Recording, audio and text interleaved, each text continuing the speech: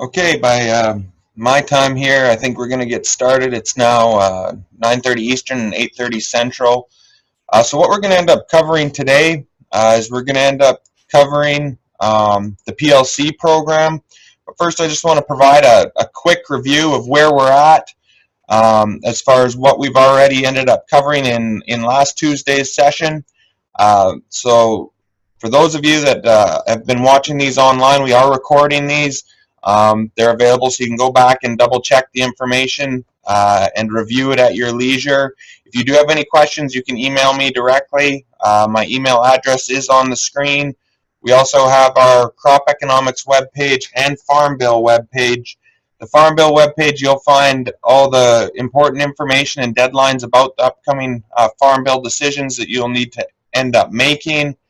On the crop economics page, you will find some outlook presentations that may be useful when you're looking at where you think row crop prices might be headed over the next few months, and use that to determine on where your price expectations are going forward. So last week, what we ended up talking about was the two decisions that have a deadline of February 27th. The first one is to retain or update your payment yields. Again, that is a landowner decision. So if you are making decisions on behalf of your landowners, you're going to have to look at making sure that you have that FSA Form 211 Power of Attorney filled out correctly and on file with your local FSA office to ensure that you can make that decision. We really strongly encourage everybody to take a look at updating your payment yields, because it is one of those decisions that is pretty much a no-brainer in the fact that you can pick the higher yield. Even if you're going to go Ark County the whole way, which the updated payment yield won't affect your Ark County payment, you still want to end up looking at doing that, because in future farm bills it could provide a tremendous benefit down the road as far as having a higher payment yield for these covered commodities.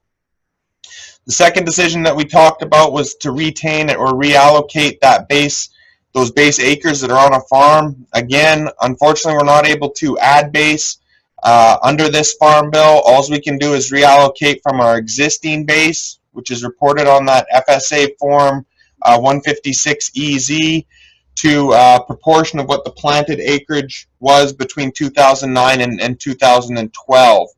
So this one's not as straightforward a decision.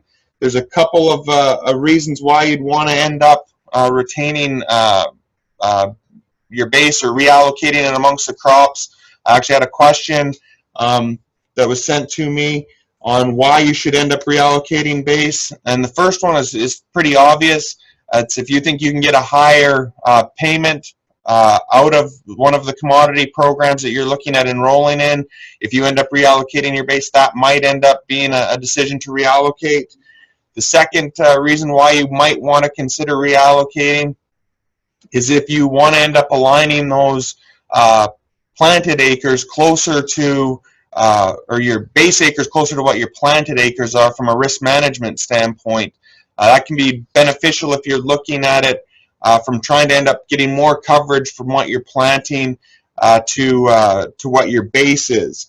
The last one that I'll throw out there, and this is an individual's choice on how they value the base acreage, and that is depending on if you've spent significant time building a base of one commodity versus another, you may choose to keep your corn base or your soybean base in favor of reallocating just based on the fact that it's taken some time to build up the base in those commodities, and you potentially could end up seeing higher payments down the road. Again, that's an individual person decision that will end up being an individual preference more than anything. Again, just to reiterate those timelines, we have from until February 27th to end up doing those base reallocations and yield updates. You'll then have to end up making the March 31st deadline to select your commodity programs, which will be your PLC, your Ark County, or your Ark individual. And that's a producer decision. The individual Ark is for the entire farm and for all covered commodities on that farm. PLC and ARC County are done on a covered commodity by covered commodity basis. Sandwiched in between those deadlines, and I haven't talked about this yet, but we will be talking about this in future webcasts, is the crop insurance deadline that is going to be sandwiched right in between those dates at March 15th or March 16th this year, I believe, because the 15th is a weekend. So, I mean, we want to make sure that that is in the back of our minds, because under this farm bill, we do have quite a bit of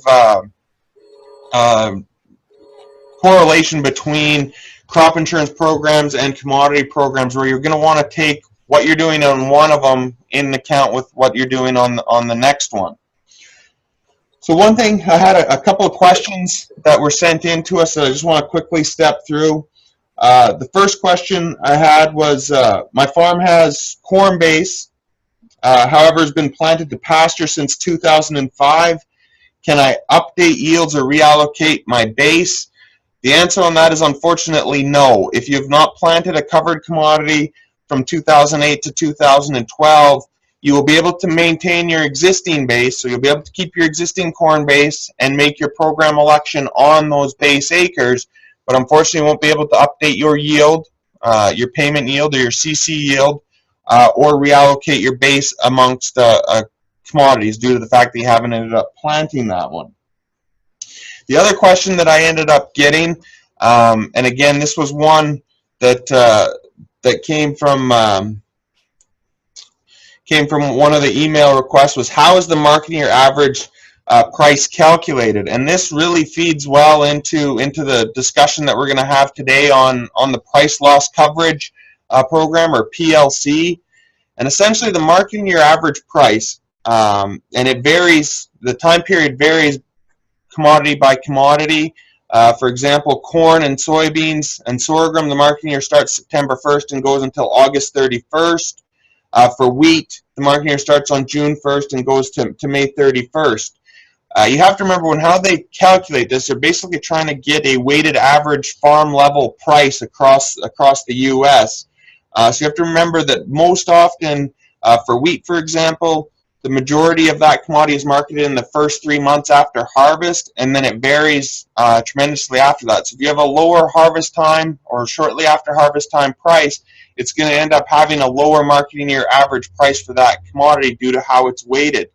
For corn and soybeans, it's usually about a 5-month window where you're looking at that marketing year, where you're going to see the majority of that commodity marketed. So consequently, the first 5 months after harvest is when you're going to see the most amount of price determination occurring as far as marketing your average price.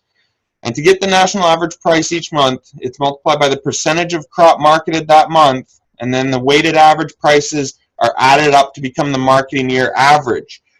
Again, this is going to be very important where your expectation of this marketing year average price is going to go over the life of this farm bill, as it is going to be directly correlated to what your payments potentially are going to be under both the PLC and ARC program.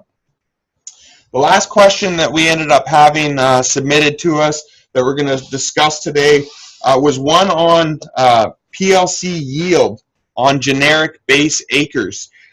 If you end up having a farm that had old cotton base on it, it automatically becomes generic base. The issue becomes if you don't have a covered commodity that's planted on that farm or had a base on that farm, what do you use for your PLC CC yield? And the answer to that is you end up using the county average CC yield, and then you can end up still going through that yield updating process that we discussed last time. If you have a commodity that is, or a base for a covered commodity that's also on that farm with your generic base, you can end up using that CC yield and going through the update process, or as we discussed last time, looking at that 90% of your 2008 to 2012 yields. So those are the questions that we ended up receiving. If you do have additional questions, please email us. If it's a specific question to your operation, you can email me and I will get back to you and just won't use it on the webcast. But if you have a general question, please, I encourage you to end up emailing them in to us. So with that, again, I just want to reiterate what we're looking at, what do we need to consider prior to making this decision. In Tennessee, we're kind of in that unique circumstances where our base acreage and our planted acres in many regions don't line up 100%. So you're going to want to consider how your base acres and your planted acres align. We know that those commodity programs, so your ARC and your PLC, are going to be paid on base acres. Crop insurance, SCO and stacks is going to be paid on planted acres. So we have to make sure that we're distinguishing between our base acres and our planted acres for each farm. The next one that's a big concern or a big point to consider is how does your individual farm yields compare with county averages? You can consider commodity programs versus crop insurance programs on both of those. And then the last one is, are we looking at maximizing payments or managing risk? Which the two might not...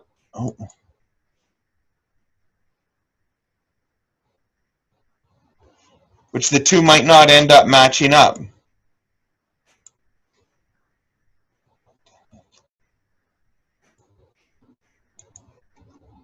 I think something just, oh, here we go. Sorry, I had a little bit of a technical issue there. But what we're looking at doing now is to end up taking a look at what our actual schematic ends up looking like for our program decision. Again, just to end up quickly showing people this, we are looking at our decision deadline to update our base acreage and our yield or payment update yields by February 27th. After that, we'll be choosing between ARC and PLC. Today we're going to talk about PLC. If you do enroll base acres in PLC, you have the option to end up purchasing that SCO product as well. So again, these commodity programs, it's a one-time decision for the life of the Farm Bill. We do have an annual sign-up required for 2014-2015. It'll be mid-April to early summer in 2015. For commodity programs, so PLC, ARC County, and ARC Individual, there's no premiums to end up participating in it, and producers will have to make a choice on a farm-by-farm basis. If you choose ARC County or PLC, it's on a commodity-by-commodity basis. This is a producer decision. The producer is defined as someone sharing in production risk. So for crop share, you do end up having the decision made jointly between the producer and the landowner. For cash rent, no, it's not required. Again, we'd strongly encourage people to make this decision in conjunction with their base acreage reallocation decision, which will be done by February 27th, but you have until March 31st to pick your actual program. This choice will stay with the farm for the life of the Farm Bill, even if the producer does not. If the producers on the farm do not agree on a choice, then you won't get any benefits from ARC or PLC, and you will get defaulted into PLC for 2015 and beyond. So to quickly go through PLC, or price loss coverage, it's paid on 85% of base acres for a covered commodity. It does not matter what you plant. It only matters what you have base in. Payments are made when the effective price is less than the reference price, and the effective price is the higher of the marketing year average price or the national average loan rate for the commodity. You can see the reference prices. They are set for the life of the Farm Bill. Soybeans are $8.40 a bushel, corn $3.70 a bushel, wheat $5.50 a bushel, and sorghum $3.95 a bushel. So just to give you a quick example of how this would work, and this would work the same for any commodity that you end up having. There's 21 covered commodities. I've highlighted the reference prices for the four main ones in Tennessee. We do have to remember that cotton is no longer a covered commodity. So that's something where cotton is no longer eligible for any commodity program payments. There's a whole different set of rules for generic base, which used to be old cotton base, as far as potentially being able to get some payments under, but we're not going to end up talking about that today. To end up calculating your payment under PLC, it's actually a reasonably easy calculation. You take your reference price, which is fixed for corn at $3.70, and then you take that marketing year average price and you subtract it from the reference price. In this example, you get a 20-cent deficiency. You take that and you multiply it by your existing CC yield or your updated payment yield, and then multiply that by 85% of base acres. In this example, you'd get $22.95 per base acre. If we had a marketing year average price of $3.70 or higher, you would not get any payments under PLC. You would get zero under that. You could still potentially get a benefit from the supplemental coverage insurance option that is available to purchase if you enroll acres in PLC. But as far as PLC payments themselves, you would not end up getting a payment under PLC. I mentioned how important marketing year average prices are. You can see this slide ends up giving you an indication of where prices for corn, soybeans, and wheat have been from 2009 up into the projected ones for the marketing year that we're currently in. You can see that we've got some substantially higher prices for all three major commodities built in compared to where we're at today on the futures markets and at your local elevators. This is really going to become important when we start looking at the ARC County and ARC individual programs where they're using Olympic average pricing in order to determine payments. So you can see that these ones are really going to end up affecting ARC County and ARC individual in the future. What we're more concerned with for PLC is potentially where we're going as far as long-term price projections are going, because that's going to dictate whether we will end up getting a payment if we elect PLC for individual commodities. So we can see here on the screen that we have projections for the marketing year for the three main commodities from FAPRI, USDA, and the Congressional Budget Office, or CBO. And you can see that we have prices highlighted in red that are below the reference price. So for example, you can see the USDA has projections from 2014 right up to the 2018-19 marketing year of prices below the reference price. For soybeans, you can see that there's not a reference price in these estimates that ends up having a payment triggered under soybeans. Wheat, again, similar to corn, you're going to have some years, roughly not quite half that, or a little bit more than half that will end up triggering a payment for PLC, and half that don't under these estimates. So again, I want to reiterate that we've got several resources that are available to us that we can end up using in order to make these decisions. We can end up accessing them directly from the University of Tennessee Crop Economics and Farm Bill pages, or you can go to USDA FSA or USDA RMA to end up getting some estimates there. We have the two decision aids that are available from FSA. I will end up showing a couple of quick things where you can get some PLC estimates for your county. If you end up going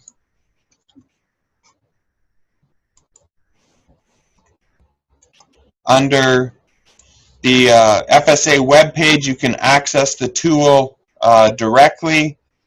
So if you click on here,